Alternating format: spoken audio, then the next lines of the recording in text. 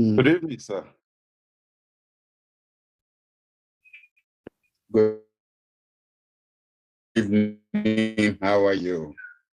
I thank you, sir. Good evening to our viewers. How are you this evening, sir? Fine. I should like congratulations on the beginning of the Jubilee celebration of Her Majesty the Queen. I saw the flyover, the wave from the balcony. Were you in the crowd cheering her?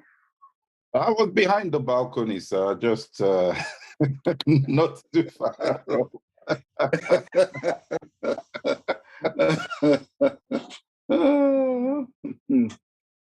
Yes, it's been an interesting time in the country. Just driving around, seeing the flags, and that sign of solidarity from so many people all over the country. So I think that people are certainly taken to Her Majesty from what we can gather so far, sir. All right, sir. Welcome to our viewers. Thank you for joining again. Please don't forget, like, share, subscribe if you haven't already done so, so you get the notifications whenever we go live again on our channel on YouTube. So thank you very much for being there. Sir, I want to start today with a question that someone asked last week, which we couldn't deal with because we ran out of time. And that was the question around your thoughts on India building a military base on the coast of Africa. And the person also wanted to know your views on whether or not African countries should, in turn, be looking to build military bases maybe in Asia or in Europe, is what that person wanted to know, sir. What are your views on that, sir?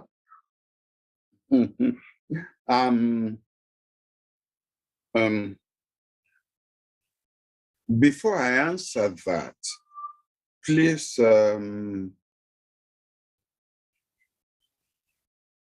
some people have raised with me that you know, I mean, these were people join us live on one of our sessions, and they tried to now watch it later, and they were having difficulties on YouTube watching it. And I said, look, I really don't know anything, that I'll pass that on to you. So maybe during the program, you'll look for an opportunity to explain what that is all about. I can do it before we start, sir, so that I don't distract you, sir. Yes. In the course of the program. So fortunately, we got a note from YouTube, and they said to us that there was a bug in their system and that they had mistakenly flagged one of our programs and changed it from being accessible publicly to a private link. In effect, meaning that only the people that we share the link with will get the link and will be able to rewatch it. But the apology came in earlier on today, sir, on that point, to say it was a mistake on their side. It wasn't anything that was said on the program. It had nothing to do with any of their guidelines being broken. None of that. It was purely a mistake on their side, sir. There you are. All right. Obedient to the last. Okay. Now you've almost making me forget the question. Oh, yes. 2021, I believe, India that had a military presence in one of the archipelagos in the Indian Ocean off the coast of Africa, Southern Africa, was now expanding, lengthening the runway off in Mauritius, I believe it was, northern part of Mauritius, that will be able to take planes, long-range planes. And they explained that this was part of the anti-piracy measures which they were taking. So that planes don't have to go back to India to refuel, but actually they could land there, they will be fueled, and then control their patrol around the Indian Ocean. But most people suspect that this was part of the competition between India and China, especially since China has started establishing naval presence all along the coasts, the coastline, you know, those little islands that dotted the southern part of India, that this was a countermeasure so that India also could say they have a presence in the Indian Ocean. There is we can't, I mean, Asia and even the United States would be a notion too far for African countries as of now. Even for South Africa, that has a credible navy. I know that Nigeria is building up its navy, haven't initially allowed the naval branch.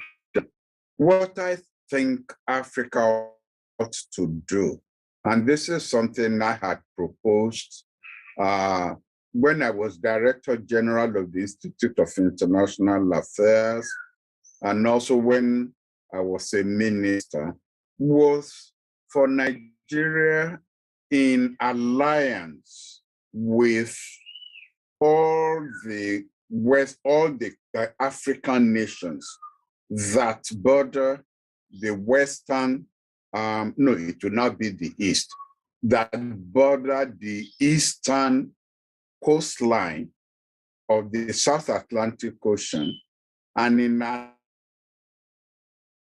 the South American nations that border the right-hand side of the South Atlantic Ocean. Jointly, they should form a South Atlantic Treaty Organization. And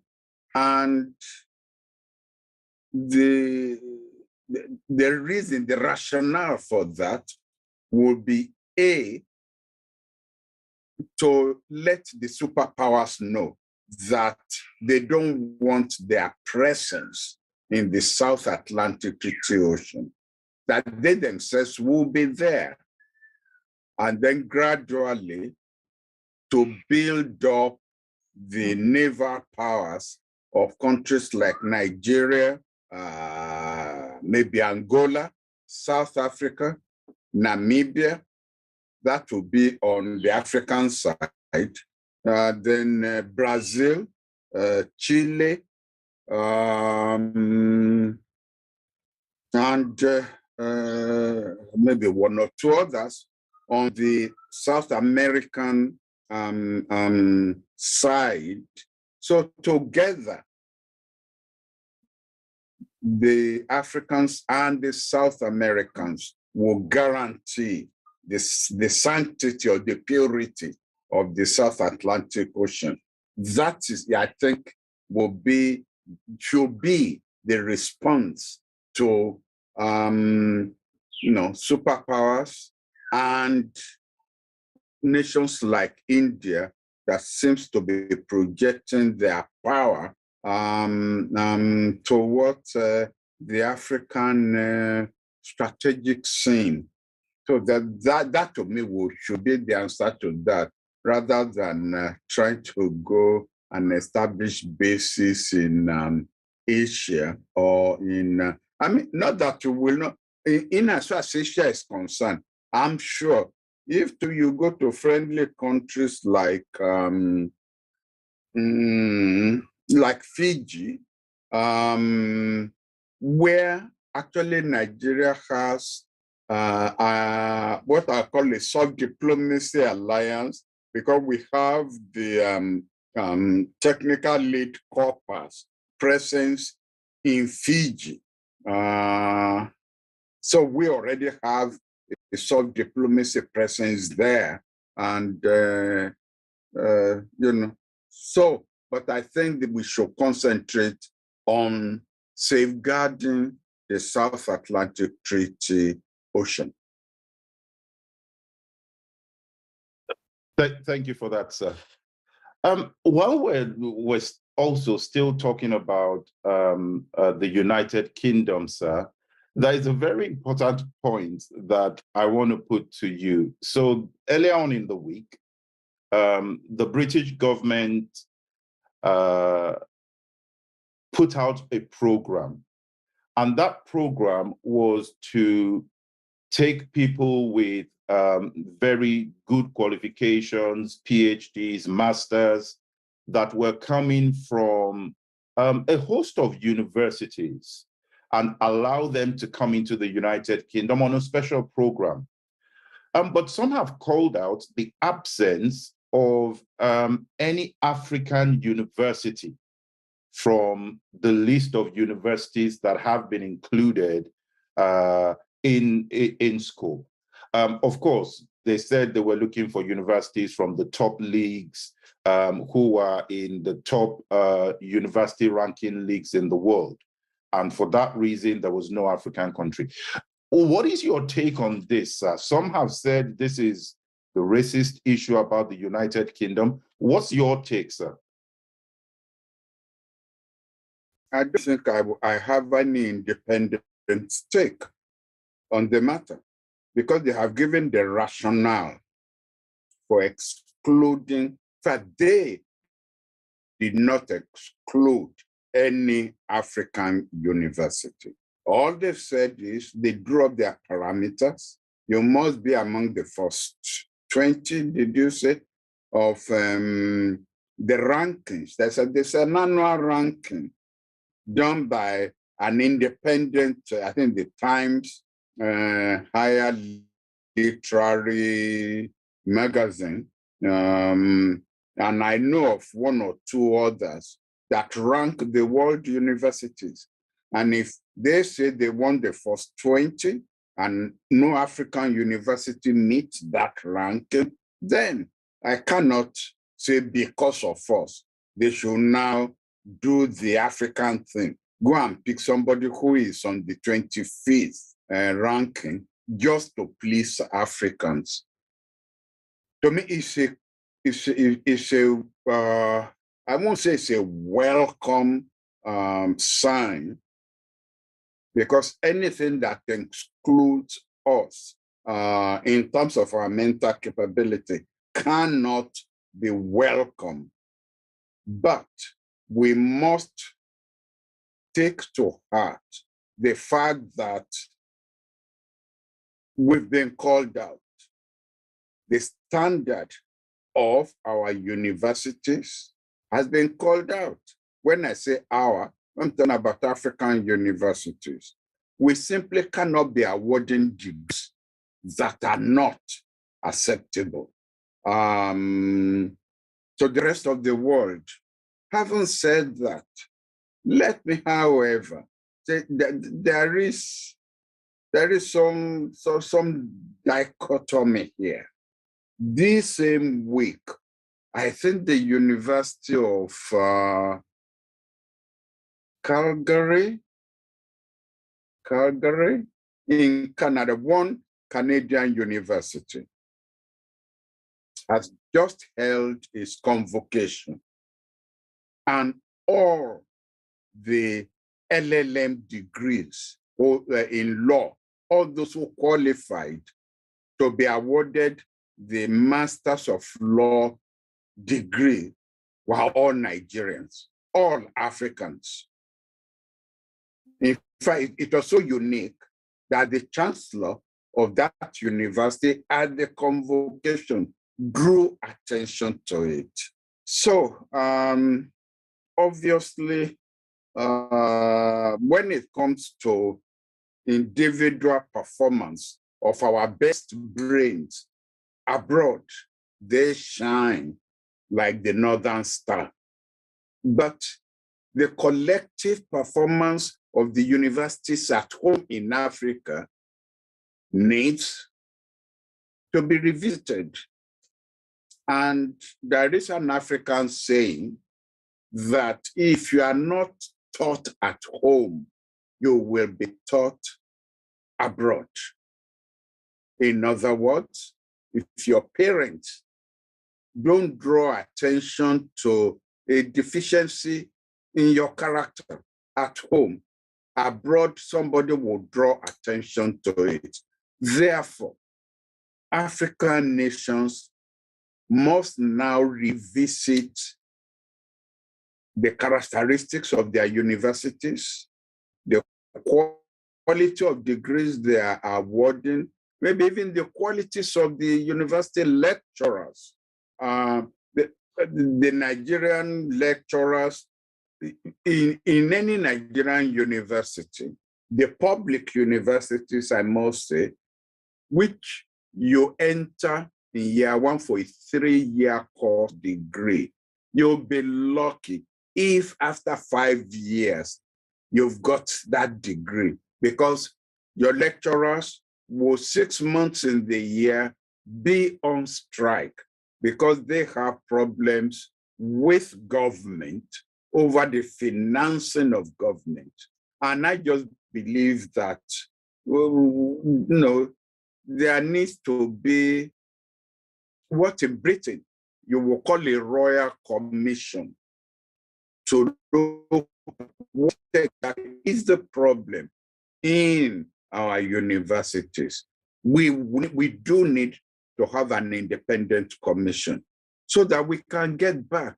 Look, I'm a product of a period when first degrees in Nigerian universities, in Ghanaian universities, and so on, were accepted automatically by Cambridge, by Oxford, for you to come and by London School of Economics, to come and do your postgraduate degrees. They were accepted by Harvard, Yale, the Ivy League schools.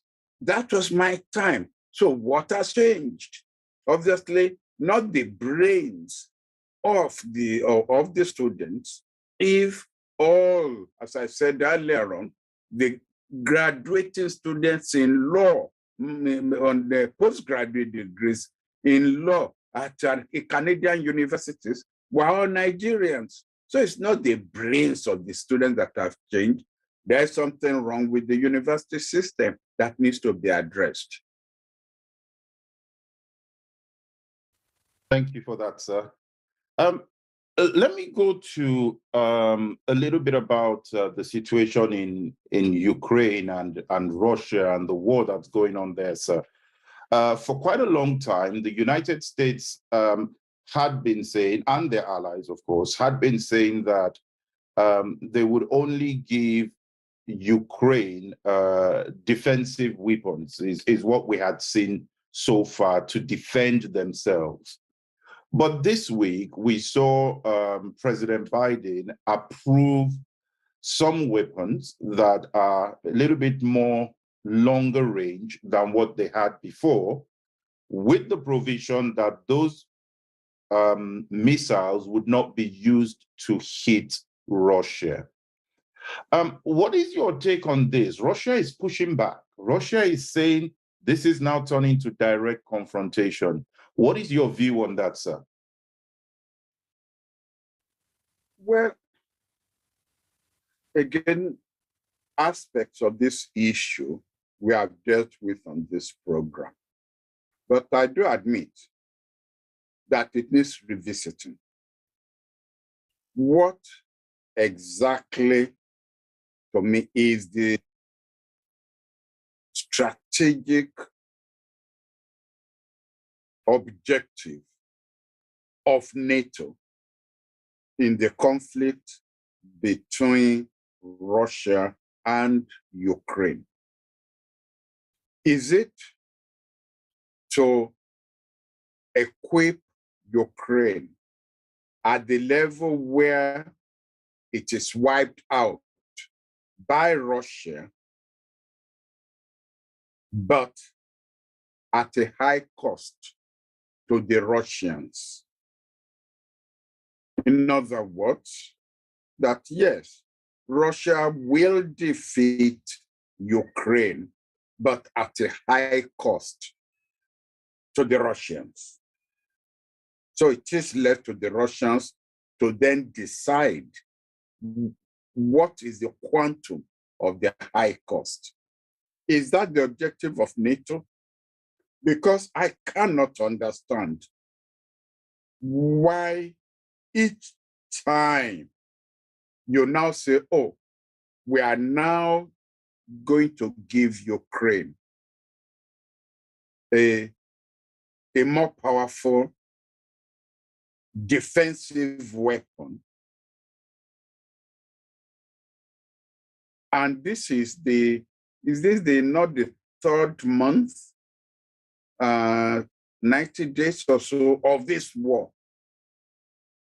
I mean, what kind of an ally are you?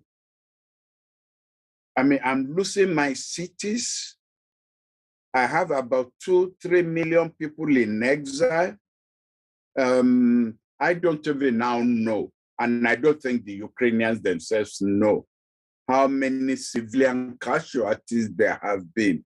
And then all of a sudden you let the whole world know that the weapons we've been giving the Ukrainians actually have been deficient, and that now you have weapons to give that will inflict unacceptable casualties on the Russians, but that the Ukrainians have promised that they will not use these weapons to hit Russian territory, because the missiles have the capability, I think, 65 miles.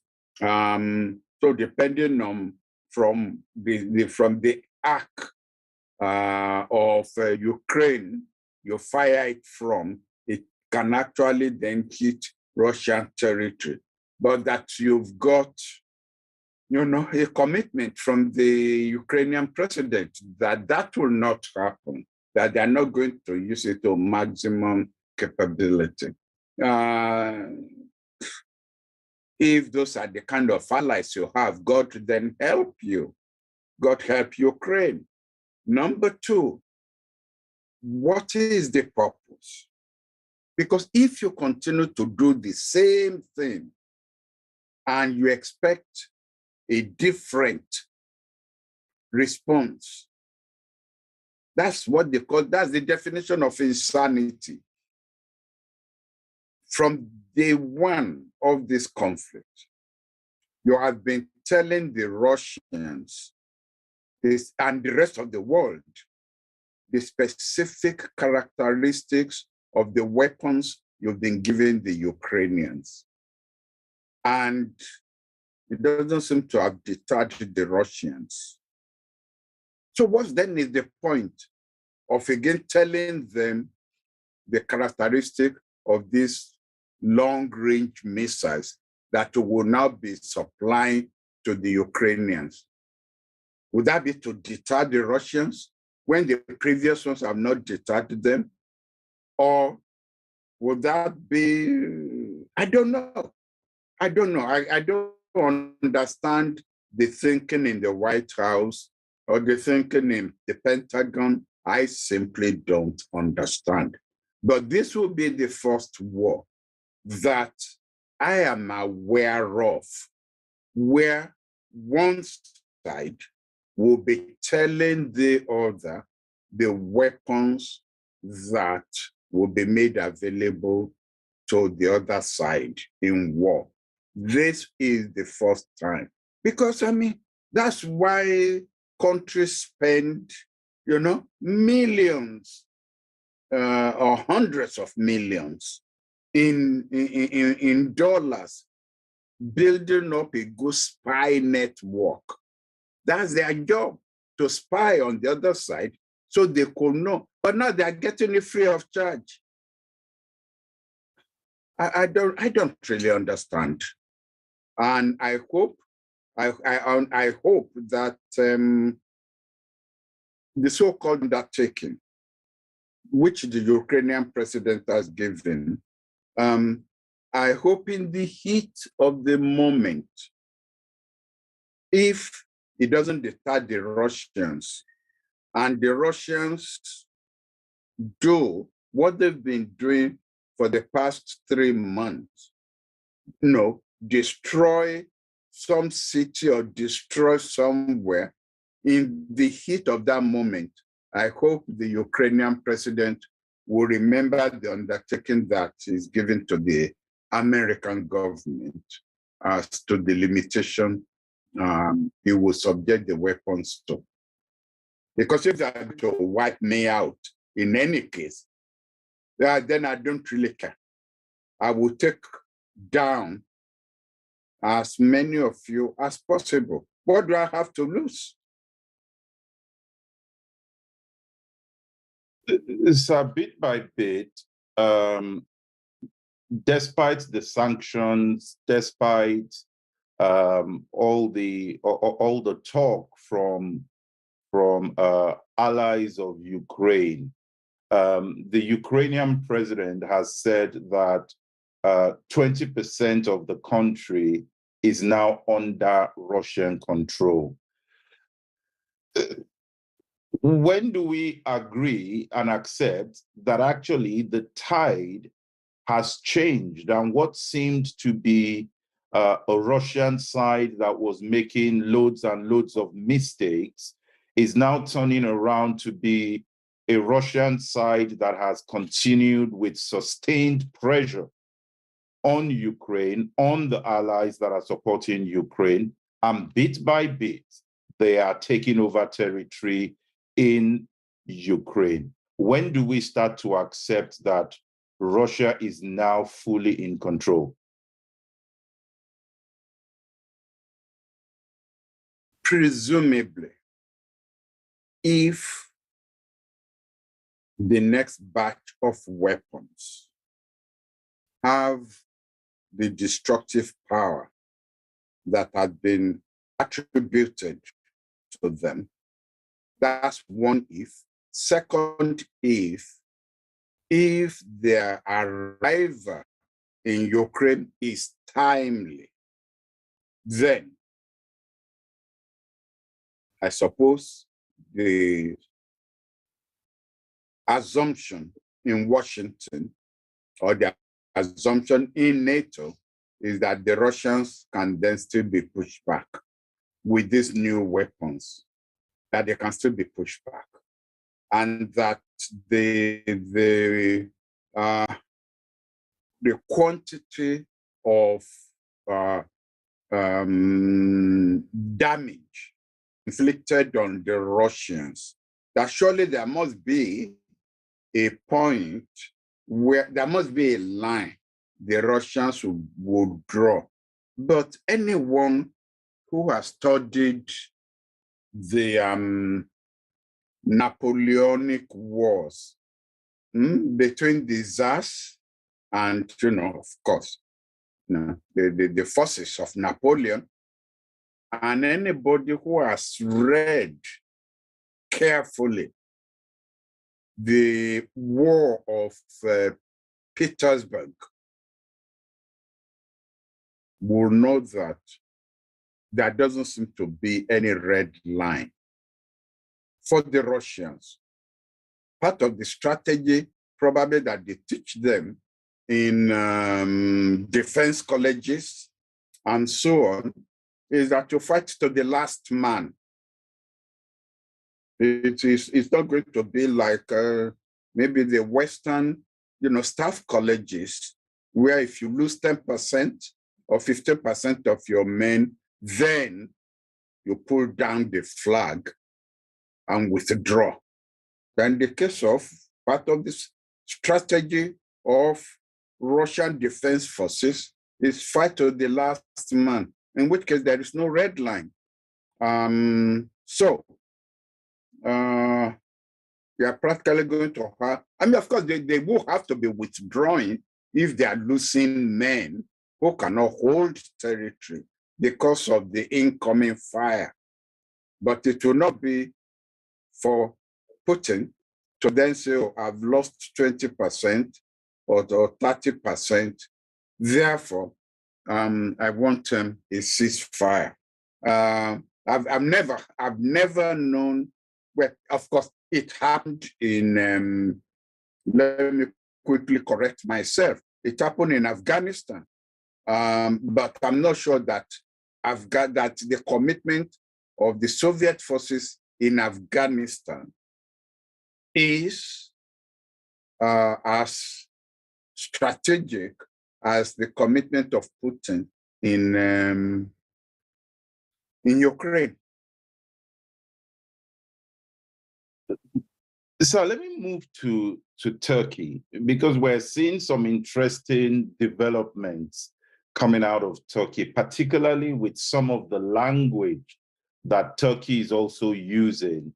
And that was after the president announced that Turkey will be conducting a military operation against the Kurdish armed groups in Syria.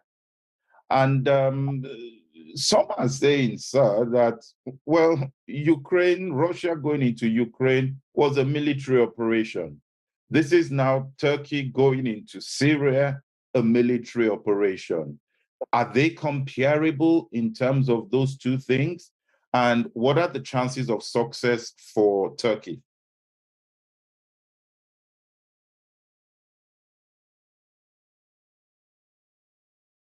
How do you find success in the case of Turkey moving against the Kurds in the northern part of Syria? These Kurds were supporters of the United States who helped them to bottle in ISIS, to defeat ISIS in that war against them in the Syrian war. The Kurdish forces were very critical to the success of the American troops there. Those Kurdish elements are still regarded as American allies.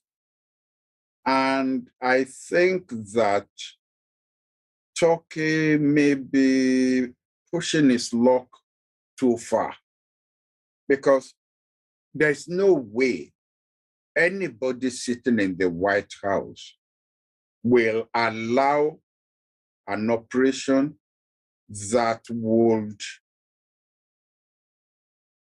allow ISIS to come back and regain territory, whether in Syria or in that area, Iraq, Syria, and even Afghanistan. Iran will not permit it. Even Russia will not permit it, because Russia is always keeping a close eye on Islamic jihadists on its border. And if Turkey then decides to take on, and that is what it will amount to, take on the United States, take on Iran, take on that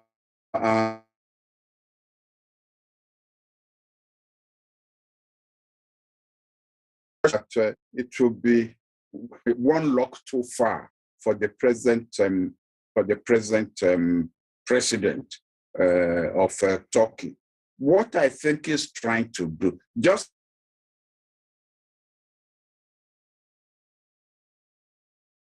blocking Sweden and Finland from becoming members of NATO. I don't see it at all that Turkey will veto and Sweden and Finland will now be told, sorry, we can't admit you. Good luck. We surrender you to the tender mercies of Russia. Instead, it's Turkey that will be kicked out of NATO. Take my word for that. They will look for some way of doing that.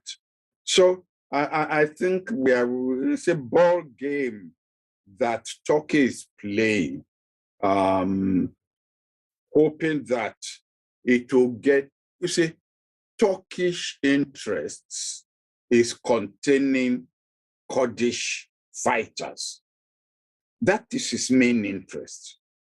And he probably will be hoping that by kind of flunging all this ambition all around that area, he will get some concessions from the United States. That's really his main target, in exchange for allowing Sweden and Finland to become members of NATO. That is his game plan. I don't really believe he's going to go fishing, so to speak, start another Kurdish war. I don't believe it. While we're on Turkey, there's also the challenge, sir, in terms of Turkey and Greece and the growing tensions between those two countries. And again, there's been the challenges about airspace violations going on, sir. Again, where does Turkey stand in terms of Turkey's relationship with Greece? And to a point you just mentioned now, sir, is it possible to kick a nation out of NATO? Well, they must find some way of doing it. But even though I don't have an answer, because I haven't studied the charter of NATO. But this I am certain of. Rather than accept Turkey vetoing Sweden and Finland, it is Turkey that will get the boot, one way or the other. That I'm absolutely certain of. In terms of the problem with Greece, you know, it's over Cyprus.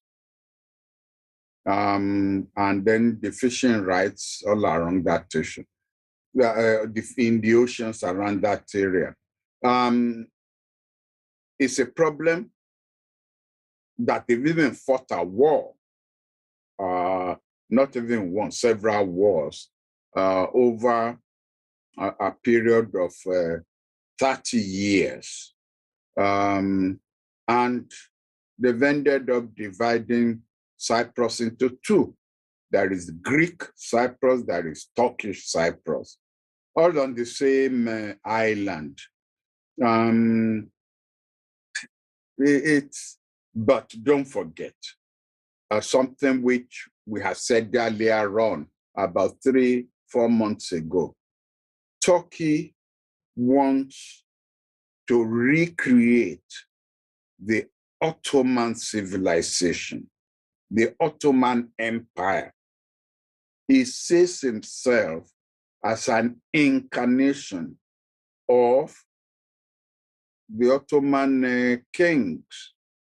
So he sees himself now looking at the chess game that is being played by several countries. And he thinks now is the time for him to start moving his king, his queens, his knights, and looking for his enemies, that he will use these people, turn them into pawns in an attempt to recreate this Ottoman Empire. We got destroyed, you know. At the end of the First World War, First World War, Second World War, sorry, I think we got destroyed at the end of the Second World War. Get all those. He's also playing the game that Putin is playing. Putin is trying to recreate the Tsarist Empire, which metamorphosed into the Soviet bloc. He's also trying to recreate it. Now, Turkey, the president of Turkey, is trying to recreate the Ottoman Empire, bits and pieces all over the place, and hope that while you are all busy in Ukraine, he also will now divert your attention and seize that opportunity to recreate the Ottoman Empire. In a way, brilliant chap, good moves, because that's what I have also been advocating for Africa, that while all these European nations are busy in Ukraine and are now afraid, even for the stability of Europe itself, use this opportunity to get them, to get their boots off your neck, and you try and get real independence, real autonomy for Africa, rather than the sham independence that we've had for 60 years. So there's a point you raised, sir, that I want to drill into a little bit more. You talked about Iran not allowing or will kick if Turkey were to try to do more than they're doing at the moment. But there is a particular issue that's rearing its head, sir, and that is the issue of Iran seizing an oil tanker, and I think that was on Monday, sir, a Greek-flagged oil tanker in waters, and the United States is also now wading into the issue with the Greek foreign minister and effectively calling for the release of that oil tanker. What is your view on this interplay that's going on there, sir, between Iran, Greek, the United States, and the seizure of the oil tanker? The Americans started it. The Americans got Greece to seize an Iranian-flagged oil tanker with Iranian oil inside, and the Americans confiscated that oil. In retaliation, Iran seized Greek oil tankers and said Greece could have its oil back when the United States releases Iranian oil. Chicken, that, I mean, as simple as that, reciprocity. Again, why would the Americans do this at this time? Because last year, we had a similar incident when British Special Forces intercepted an Iranian oil tanker, seized the oil tanker, but the oil was still kept inside the ship. And so Iran retaliated by seizing British flagged oil tanker in retaliation. You see, diplomacy works, and so do peace, on the basis of reciprocity. Crudely put, you peacefully, you scratch my back, I'll scratch your back. But you punch me in the face, I'll punch you in the face. Unless, of course, I have no means for retaliation.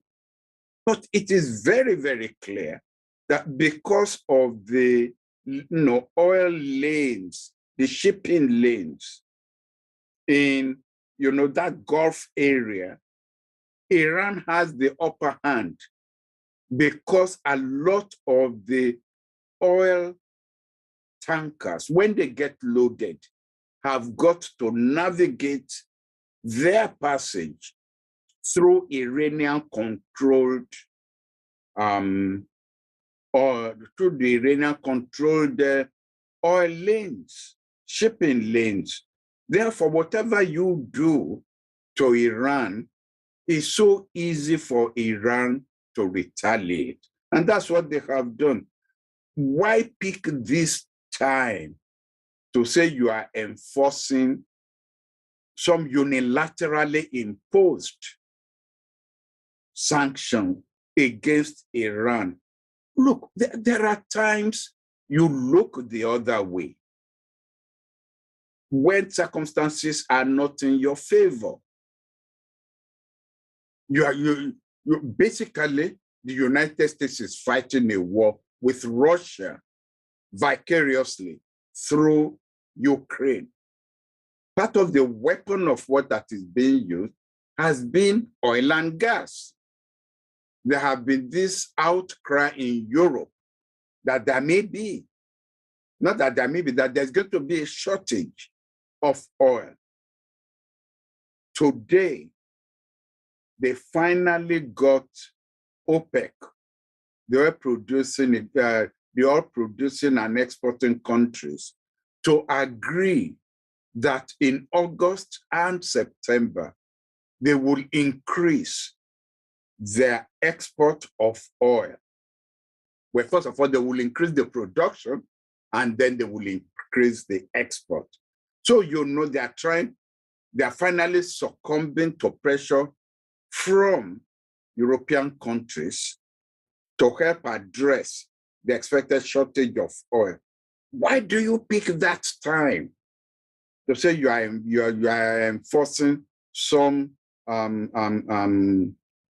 I just believe that as what's his name now? Trump used to say, is there really some secret state in the United States that is determined to make Biden fail by all these ill thought out moves? I can easily tell you what the outcome is going to be. America will release Iranian oil, and Iran will release the Greek ships. But because they control the media, it will be called that Iran was committing piracy, was seizing shipping tankers that didn't belong to it, and it's only softly they will remind you that Greece seized Iranian tankers first at the behest of the United States. So there are two agreements that are being signed that I'd like to get your view on in the last 8 minutes that we have, both of which concern the UAE. So the focus is really on the UAE and how they have been, some have said, forward-thinking in their approach to signing some of these agreements. But I'll put the first one to you, sir. And this is signing a free trade agreement with Israel. the first of its kind between those two countries. What is your view on this? Do you see that relationship between Israel and UAE continue to build up in the future? What's your take on that, sir? You'll recall, I think if you go back and look at it, it may be about, this is session 99 now? Yes, sir. Yes, sir. 99. I think session 4 or so. In answer to your question, I said, poor Palestinians, so close to Israel and so far from God. A lot of Arab countries have come to the conclusion that they have sacrificed their national interests long enough for the Palestinian cause that is going to go nowhere. That Israel is getting stronger, the Palestinians are getting weaker. Yes, the Palestinians have started to use the term apartheid to describe what is happening in Palestine. But I'm afraid that if by bringing in that terminology, they think the outcome will be like our success in South Africa, it's just not going to be so. In South Africa, you had a minority ruling a majority. And somewhere along the line, that minority came to the conclusion that the world had become so antagonistic to them that it was better to work out a system where they would transfer power to a Black elite, but they will keep control of the system. The structures will still be under their control.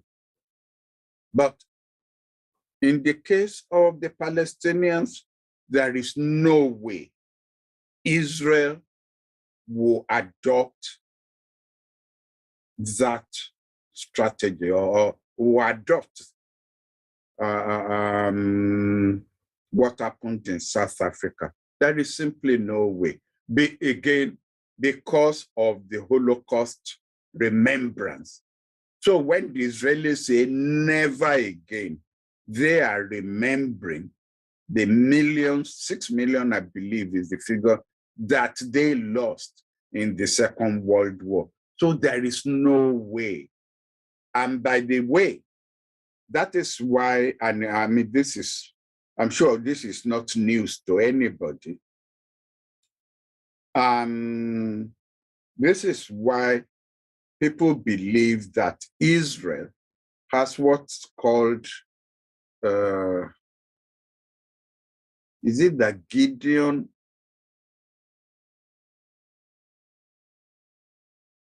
I got the Gideon. Anyway, that rather than be conquered, they will wipe out the whole world.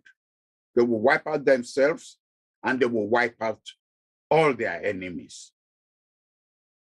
That is the ultimate strategy of Israel.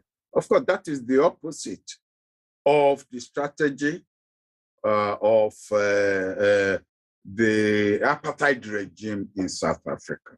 So in a way, the Arab countries who believe they also have suffered enough in supporting the Palestinian cause that stands no chance of winning, they are now gradually reversing their policies. By mouth, yes, they will still verbally support the Palestinians. But policy-wise, you've just drawn our attention to the trade pact between the UAE and Israel. And don't forget, last year, it was the Abraham Accords that brought in a lot of Arab countries into a relationship with Israel.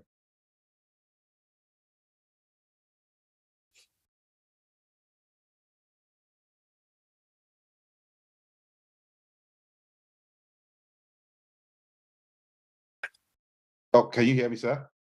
Now. Okay, good. Sorry.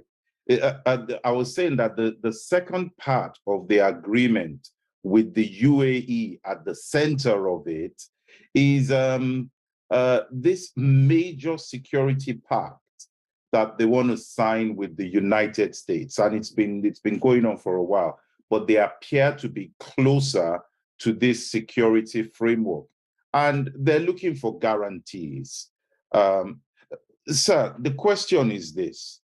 UAE is signing a free trade agreement with Israel. UAE is looking for security guarantees from the United States. And we know that the UAE has continued to develop over time. Is there something we can learn from the approach of the UAE, their foreign policy, and the thrust of what they're doing there that other nations, particularly the Arab nations, can pick from the UAE? Yes, they've been very, very clever in the way they advance their interests. Don't forget that there was a time when the UAE made troops available to the United States. I think it was to fight in Afghanistan or somewhere. And they quickly realized that that was a mistake. That in fact, what they should be is a peace facilitator, a bridge amongst competing interests in that part of the world, in the Gulf area. So they have, I think, one of the largest American bases in that area. And yet, they're close to Iran. Don't forget the role they played towards the tail end of the Afghanistan problem, right? The Americans and the Taliban were negotiating in the UAE.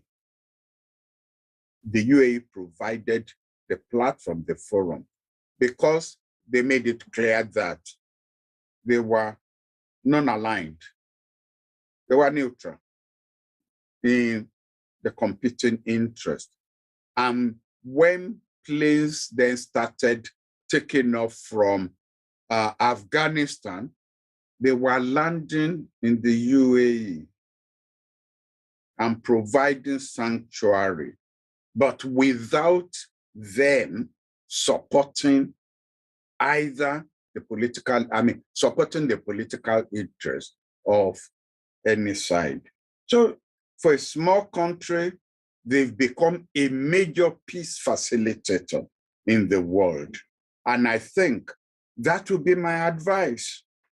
That would be my advice to the Arab countries and also to African countries, by the way, who feel that they must either be pro-French and pro this or pro that.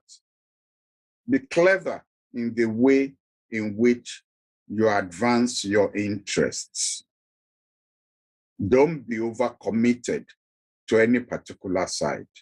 Clever people. Thank you very much for that, sir. And thank you to our viewers.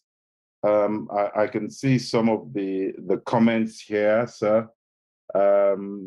Someone is saying thank you for the special intellectual feast that you give week in, week out. Someone here is referring to an interesting point, actually, that as the Jubilee celebration took off in the UK, a British volunteer son of an English MP was in the team that destroyed a Russian armored tank in Ukraine. What a memorial, the person has said here. Thank you very much to our viewers for those comments. Much appreciated. Thank you very much, sir. And on that note, we end the program tonight. Thank you, sir. Good night, sir. Thank you. Good And night. bye to our viewers. See you next week.